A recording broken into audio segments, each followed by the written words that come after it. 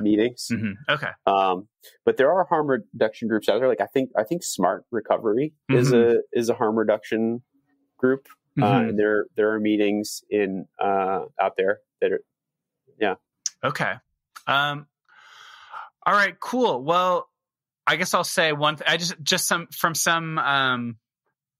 friends of mine who are in recovery. I've heard like one perk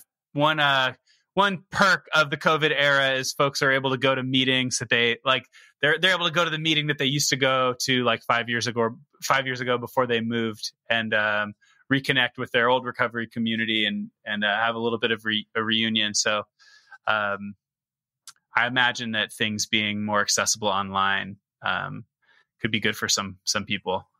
I haven't done this myself, but I've heard about people like doing like the world Zoom tour of recovery and just tuning into meetings around the world just because now you can. There's a huge variety out there. Mm-hmm. All right, awesome. Well, let's move into some of these listener questions.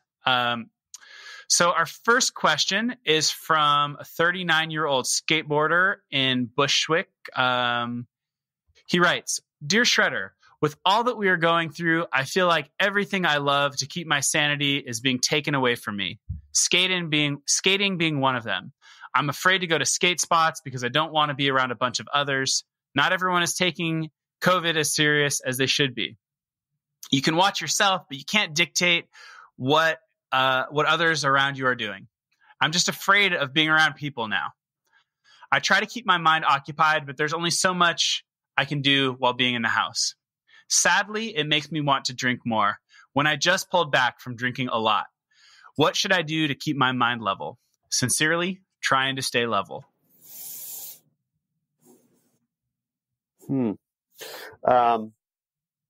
One of the things that I heard them say was that they're not going to spots anymore. I should say this question came in a few months ago. I think when things weren't as hopeful with the vaccines and people were a little more scared about outdoor spread than maybe they needed to be. But anyways, go on. I can relate to this question though, especially in the last year and more so at the beginning of COVID than now. But I don't really skate a lot, but I do surf every chance I get. And a big concern of mine was just being around too many people and living in Rockaway Beach. This is where people come and we get stacked up really quickly at all the main spots. And it made me afraid to go to those places as well. And one of the things that I did was just, I had to kind of redefine what is a spot to me. And I just started going to a lot of the more no-name places, where I could just get a little corner to myself. And the waves might not have been as good. But I could just go by myself or with one or two other people and just have a quiet little session. And I would say with skating, you could do that too. I mean, you could, maybe you can't go to the park or the main ledges that you've been skating and feel as safe. I understand that. I do. But I also know that one of the really fun things about surfing and skating is the exploring and the finding of new spots. And so I would encourage this person to get out there and explore and find something new, have a new experience with skateboarding. You might not find the most epic place, but you can find a safe little spot that you and your friends can enjoy. And just have fun. I think a lot of it has to do with lowering the expectations too. Yeah, there's definitely a curb. There's a curb somewhere that no one is skating. That is just a little bit of wax away from being a fun time. Yeah. One thing that's coming up for me when I read this question is, Well, one, get vaccinated. I was vaccinated a few months ago. I was privileged to be able to be vaccinated because I'm a behavioral health provider. So I've been vaccinated for a while. And while it hasn't drastically changed my life, I'm not going to parties or anything like that. It just, as someone who was really scared of COVID and I had a lot of anxiety about my own health and about the health of the people I love, I felt less anxiety. And I still do. So,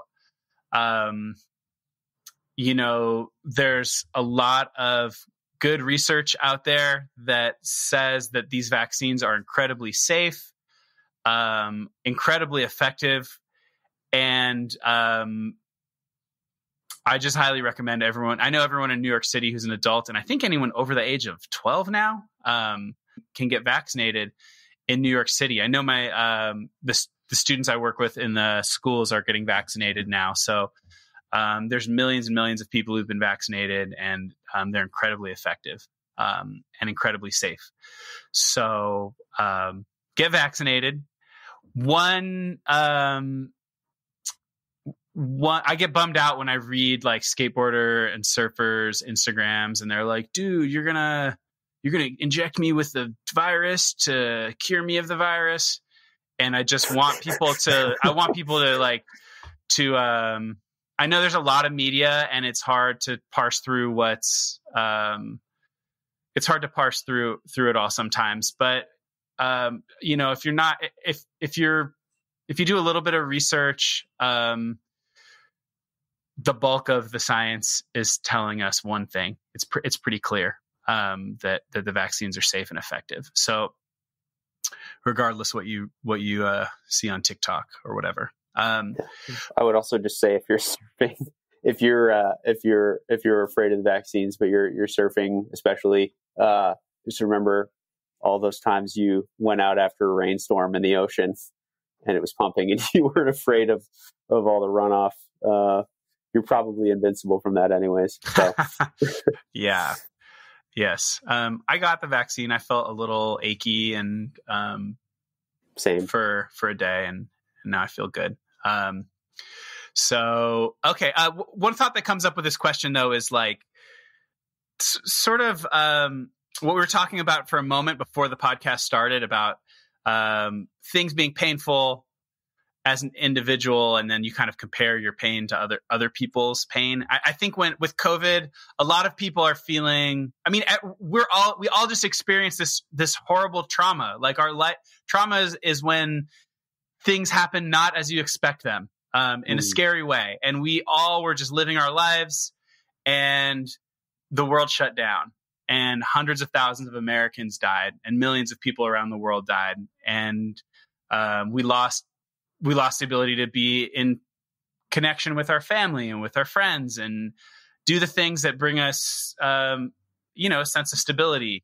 So I just want to say to this individual that, like, you as an individual experienced this horrible trauma, and just because everyone else is experiencing it doesn't mean that you are not. It's like really hard what you're dealing with, and it makes sense that you might be sliding back into some of the coping mechanisms, unhealthy coping mechanisms that you've been drawn to in the past during this time when you're experiencing so much upheaval and turmoil.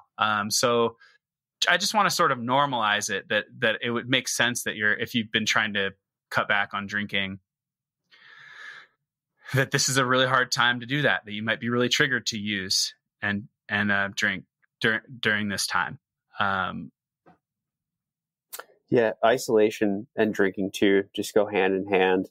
And so I would say to that person, if you're worried about sliding back into those more destructive patterns, seek out some companionship. Whether it's a meeting or just talking to friends, and not feeling that isolation and loneliness. Jump on a Zoom call with some friends. If you're still worried about meeting up with them in person, circle the wagons. Surround yourself with some people that you trust and care about. and that care about you too.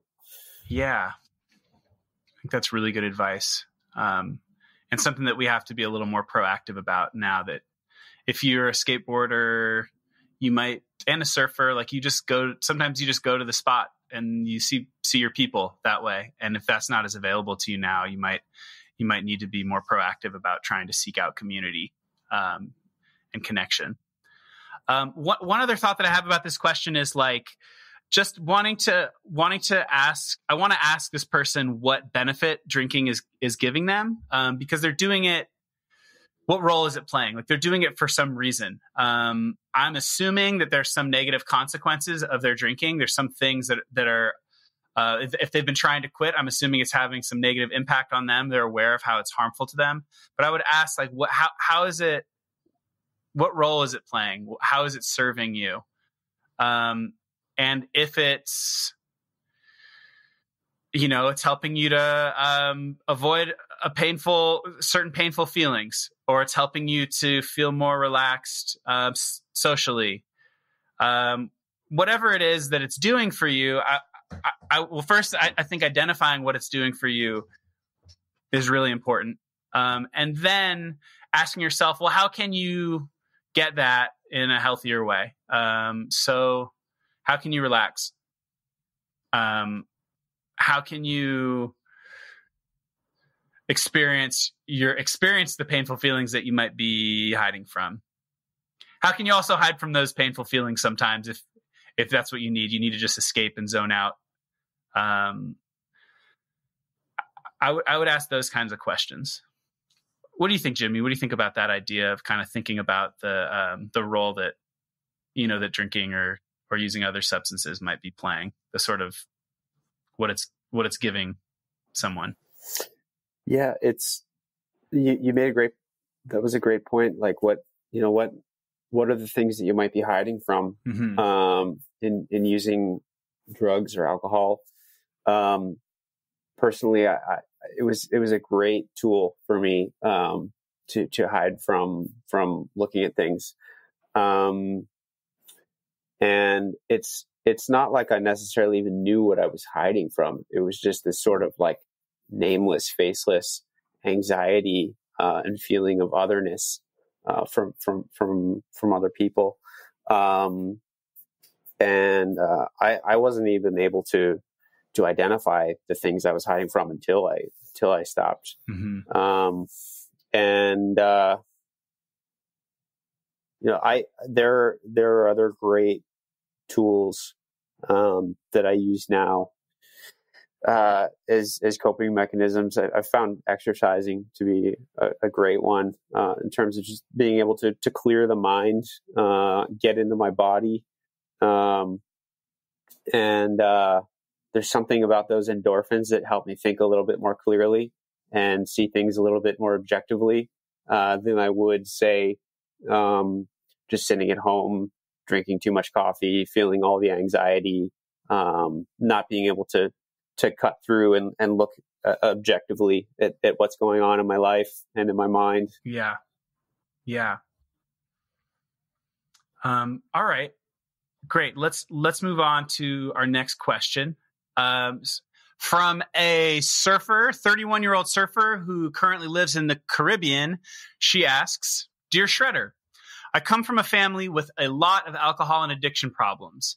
My dad died as a result of his drinking, and both my mom's parents were addicts, one drinking, the other pills. We're middle class and everyone seems okay. It's very easy from the outside to think that everything is normal, but it's often very hard. Obviously, surfing has saved me so many times. I spent the last 10 years going to Al-Anon and therapy and healing from a ton of trauma. I don't have any addiction problems, but I have had harmful relationships. Everything has been going okay recently. I just got back into a relationship with someone I dated several years ago for 1 year. He was nothing but loving, warm, supportive, and secure. And of course, I thought that was boring. But now I'm stoked. It's been going totally awesome so far. Also, we surf together. But his family has some addiction and relationship issues. I'm afraid it will come out in our relationship, even though I'm a lot better and he's very gentle and mellow and stable and loving. How do I deal with those fears? How do I make sure that I don't replicate unhealthy generational patterns? How do I really know my partner